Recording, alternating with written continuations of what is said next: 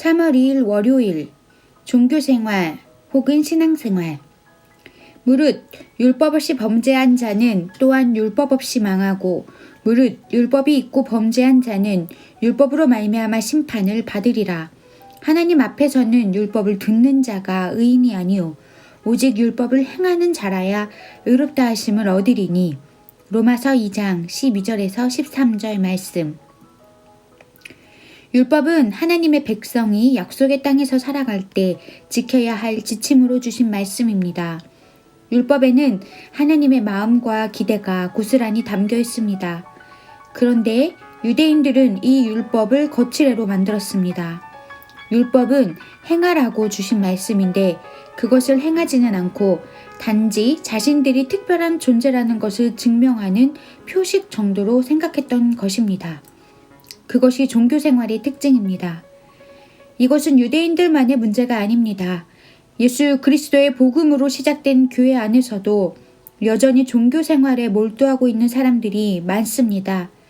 그들은 복음의 능력을 삶으로 체험하는 신앙생활은 하지 않고 다른 사람들에게 보이는 겉모습에만 신경을 씁니다. 그래서 신령한 직분을 무슨 계급장처럼 생각합니다. 그 직분에 어울리게 살지는 못하면서 호칭 문제에 대단히 민감한 반응을 보입니다. 하나님을 믿는다고 하면서 하나님의 관심사가 무엇인지 제대로 파악조차 못하고 있는 것입니다. 하나님의 관심은 삶입니다. 하나님의 백성답게 살아가는 것입니다. 그래서 율법을 주셨습니다.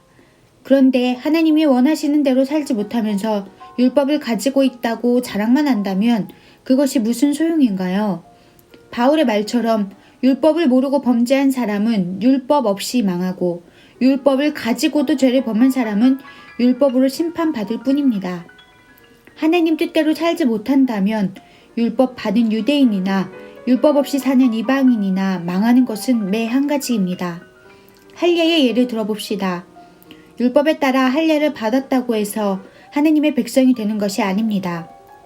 마음의 할례를 받고 하나님의 인도하심 따라 순종하는 사람이 하나님의 백성입니다. 할례를 세례로 바꾸어도 마찬가지입니다. 물로 세례를 받았다 해서 하나님의 자녀가 되는 것이 아닙니다. 마음의 성령 세례를 받고 하나님의 인도하심 따라 사는 사람이 바로 하나님의 자녀입니다. 종교 생활은 사람들의 칭찬을 더 중요하게 여깁니다. 그러나 진정한 칭찬은 사람이 아니라 하나님에게서 나옵니다. 그것을 소망하는 삶이 그리스도인들의 신앙생활입니다. 묵상 질문. 나는 지금 종교 생활을 하고 있습니까? 아니면 신앙생활을 하고 있습니까? 오늘의 기도. 율법을 가진 자가 아니라 율법을 행하는 자가 되게 하옵소서.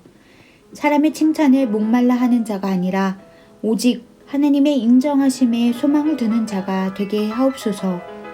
힘겨운 종교생활이 아니라 벅찬 감격의 신앙생활을 할 수 있게 하옵소서. 예수님의 이름으로 기도합니다. 아멘.